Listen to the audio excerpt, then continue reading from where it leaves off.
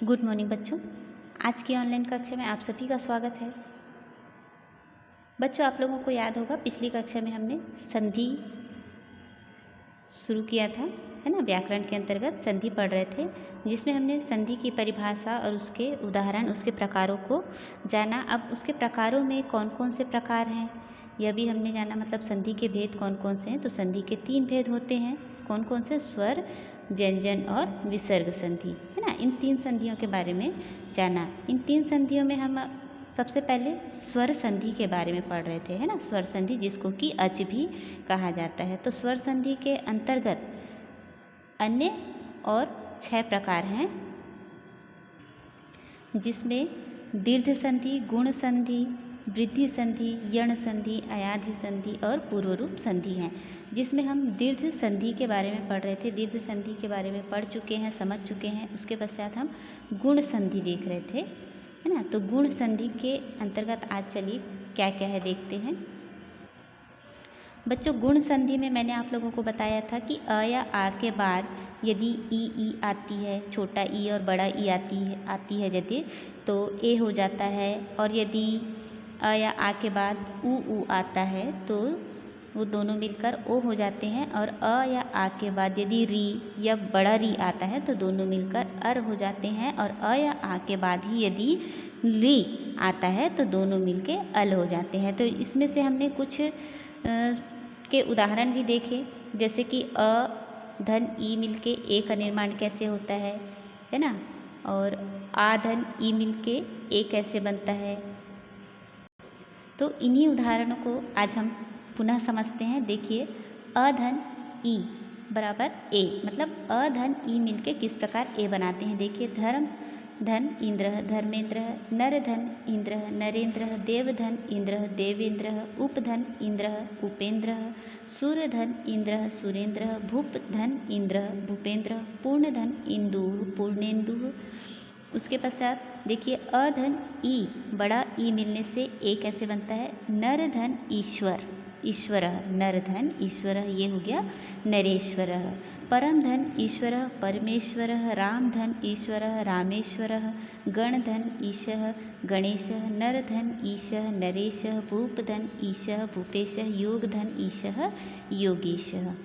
इसके बाद आ धन ई, इन दोनों के योग से ए का निर्माण कैसे होता है। देखिए, रमाधन इंद्र रमेंद्र, महाधन इंद्र महेंद्र, लताधन इव लतेव, यथाधन इष्ट यथेष्ट, लताधन इति लतेति, लंकाधन ईश्वर लंकेश्वर, लंकाधन ईश लंकेश। उसके बाद देखिए, आ धन बड़ा ई मिलने से ए कैसे बनता है। उमाधन ईशः उमेशः, रमाधन ईशः रमेशः, महाधन ईशः महेशः, रमाधन ईश्वरः रमेश्वरः, महाधन ईश्वरः महेश्वरः। इसके बाद देखिए, अ धन उ मिल के ओ का निर्माण कैसे करते हैं।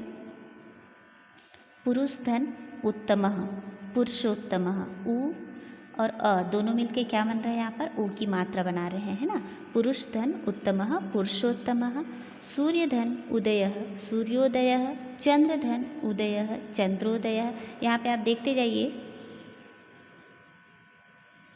जो उदाहरण हम पढ़ रहे हैं वहाँ पर अ धन उ जहाँ पर मिल रहा है, जैसे कि पुरुष के बाद अ है और उत्तम के में उ है ना। तो इन दोनों के योग से यहाँ पर ओ की मात्रा बन रही है ना। पुरुष धन उत्तमः पुरुषोत्तमः, है ना। सूर्य धन उदयः सूर्योदयः, चंद्र धन उदयः चंद्रोदयः, पर धन उपकारः परोपकारः, हित धन उपदेशः हितोपदेशः, नर धन उत्तमः नरोत्तमः, ग्राम धन उद्योगः ग्रामोद्योगः। अब देखिए, अ धन उ मिला के ओ का निर्माण कैसे होगा। सागर धन ऊर्मी है ना। सागर का अ और ऊर्मी बड़ा उ, ऊर्मी का बड़ा उ, तो अ धन उ मिलके देखिए यहाँ पर हो गया सागर ऊर्मी, है ना। इसके बाद जल धन ऊर्मी जलोर्मी, नव धन उढ़ा नवोढ़ा, शिर धन ऊर्ध्वम शिरोर्ध्वम। ठीक है। इसके बाद आ धन ऊ मिलने से ओ कैसे बन रहा है देखो। गंगाधन उदकम गंगोदकम, महाधन उत्सवः महोत्सवः, महाधन उदयः महोदयः, महाधन ऊर्मि महोर्मि, गंगाधन ऊर्मि गंगोर्मि, यमुनाधन ऊर्मि यमुनोर्मि, दयाधन ऊर्मि दयोर्मि। इसके बाद अर का निर्माण कैसे होगा। अधन री मिलके अर का निर्माण कैसे बना रहे हैं और आधन री मिलके अर का निर्माण कैसे कर रहे हैं देखिए। वसंत धन ऋतु, वसंत ऋतु है ना।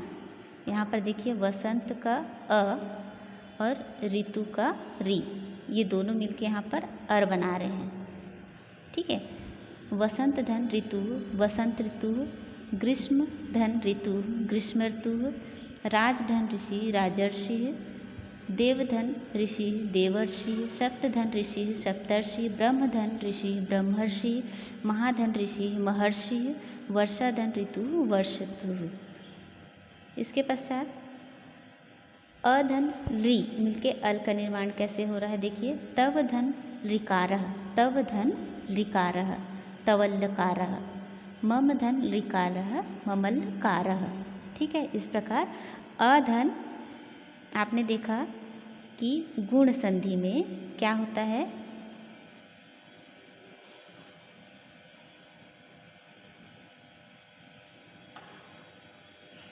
अधन आ के साथ ही ई उ री और री है ना। इस प्रकार इन सभी के योग से क्या क्या बनता है।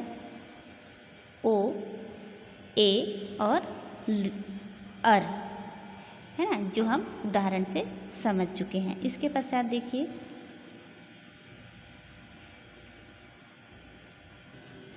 तीसरा है वृद्धि संधि। तीसरा क्या है। वृद्धि संधि। सबसे पहले हमने पढ़ा दीर्घ स्वर संधि, उसके बाद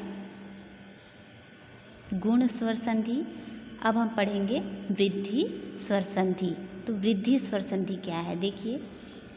यदि अ या आ के सामने है ना, यदि अ या आ के सामने या बाद ए आ जाए तो दोनों मिलकर ए है ना। इससे पहले वाले में हमने क्या देखा था, ए का निर्माण करते हैं है ना, केवल ए। यहाँ पर क्या बन रहा है, ए है ना। यदि अ या आ के बाद ए आ जाए तो दोनों मिलकर किसका निर्माण करते हैं, ए का है ना। तथा यदि अ या आ के बाद ओ आ जाए तो दोनों मिलकर अ हो जाता है। ठीक है। यदि अ या आ के बाद ए आता है तो ए हो जाता है, या और अ या आ के बाद यदि ओ आता है तो दोनों मिलकर अ हो जाता है। देखिए अ और आ के बाद यदि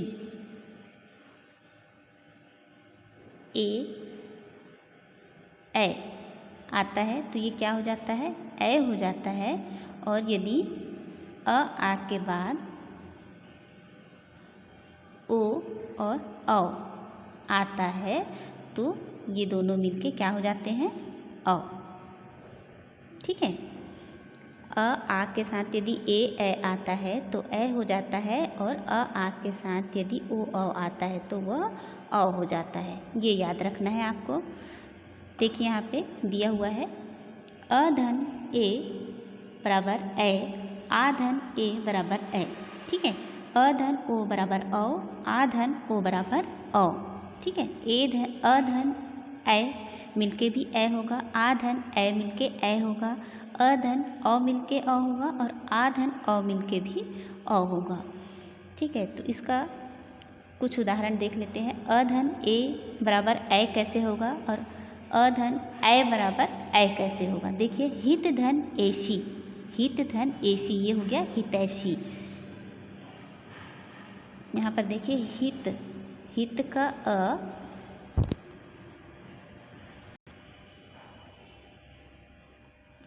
और ऐसी का ए, यानी कि अ धन ए मिलके क्या बना रहे हैं यहाँ पर ए की मात्रा, हितैषी ए है ना, हितैषी ए की मात्रा बना रहे हैं। ठीक है, तो इसके अन्य उदाहरण देख लीजिए। एक धन एकम एकैकम, न धन एवं नैवम, तव धन एव तथैव तवैव, मम धन एव ममैव, मत धन ऐक्यम मतैक्यम, तव धन ऐश्वर्यम तवैश्वर्यम, मम धन ऐश्वर्यम ममैश्वर्यम, तेन धन एव तेनेव, अद्य धन एव अद्यैव।